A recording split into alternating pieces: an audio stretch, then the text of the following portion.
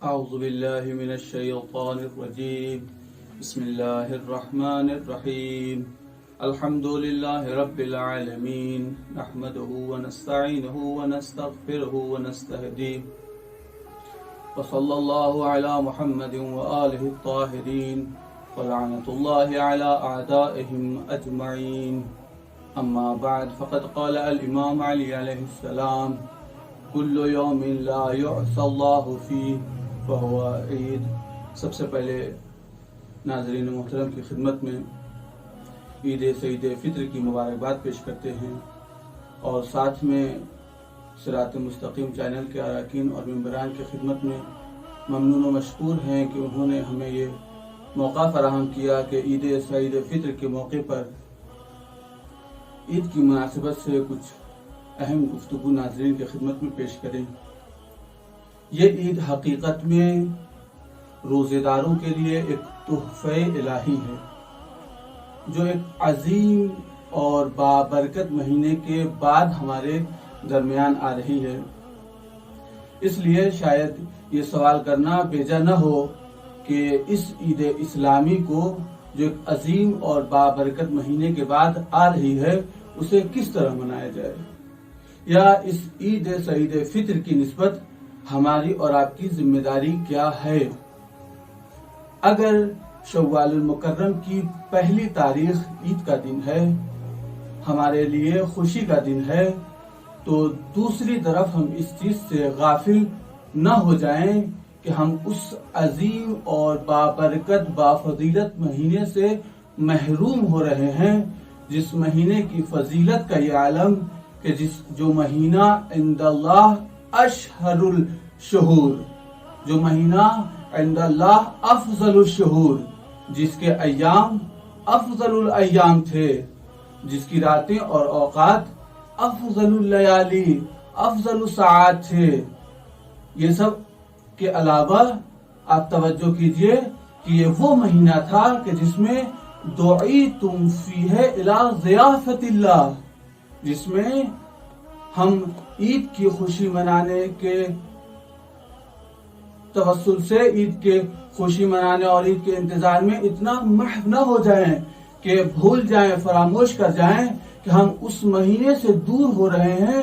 جس میں ہم اللہ کے مہمان تھے، جس میں اللہ ہماری میزبانی کر رہا تھا۔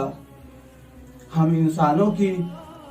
میزبانی کا جب یہ عالم ہے کہ جب کوئی ہمارے یہاں مہمان آتا ہے تو ہمارے اختیار میں جو کچھ ہوتا ہے اسے پیش کر دیتے ہیں۔ کیوں؟ اس لیے کہ جب یہ آنے والا مہمان یہاں سے پلٹ کے جائے تو اپنے میزبان سے خوش ہو، راضی ہو کر کے جائے۔ لہذا روایت میں ملتا ہے کہ اللہ اس مہینے میں اس طریقے سے میزبانی کر رہا تھا کہ یغفر فی کل لیلۃ ل70 الفا، اللہ اپنے اس مبارک مہینے میں اللہ کی میزبانی کا یہ عالم تھا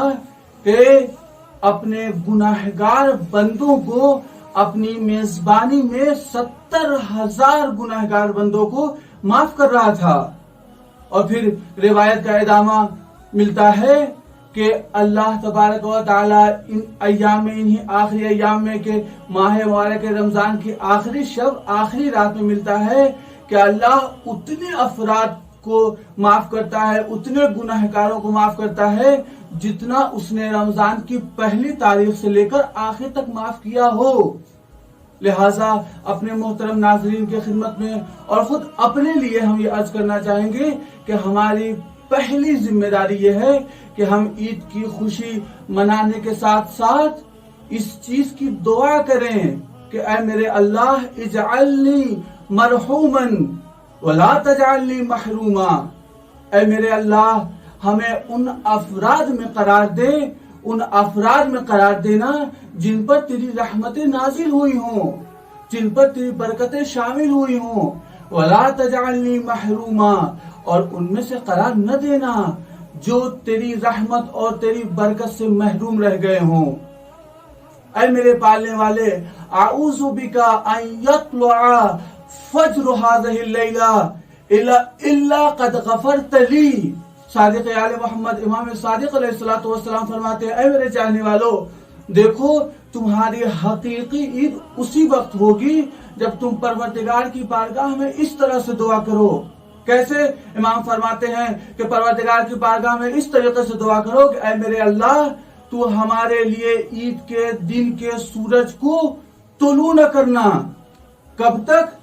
الا قد غفرت لی، جب تک ہماری بخشش نہ کر دے، جب تک ہمارے گناہ کو معاف نہ کر دے۔ اسی لیے اسی مطلب کی طرف امام عالی مقام امیر المومنین علیہ الصلوۃ والسلام ارشاد فرماتے ہیں کل یوم لا یعصی اللہ فیہ فہو عید۔ میرے نوجوان اور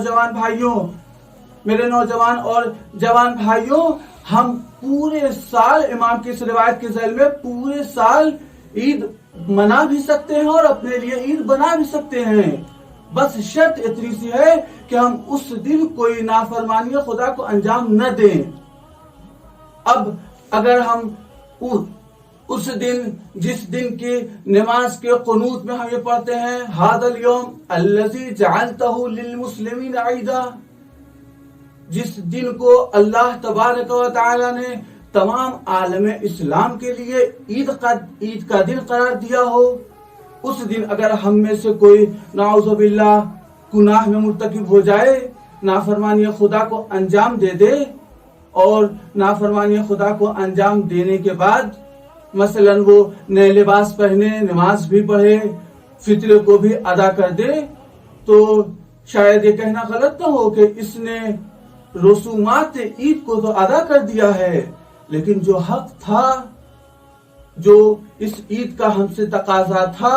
شاید ہم نے اس میں کمی کر دی ہو۔ لہٰذا آئیے پروردگار کی بارگاہ میں دعا کریں، اے میرے اللہ، اے میرے پارے الہ، ہمارے اس سال کی عید کو گزشتہ تمام عیدوں سے بہتر اور افضل قرار دے۔ اے میرے اللہ، تجھے محمد اور آل محمد کا واسطہ کہ اس عید کے دن ہم کوئی ایسے گناہ انجام نہ دیں جس کی وجہ سے عید کے حق کو انجام نہ دے پائیں۔ اے میرے اللہ، تیری بارگاہ میں آخری دعا یہ ہے کہ ہمارے اس سال کے عید کی عیدی کو امام زمانہ کے ظہور کو قرار دے۔ ربنا تقبل منا انک انت السمیع العلیم، والحمد للہ رب العالمین۔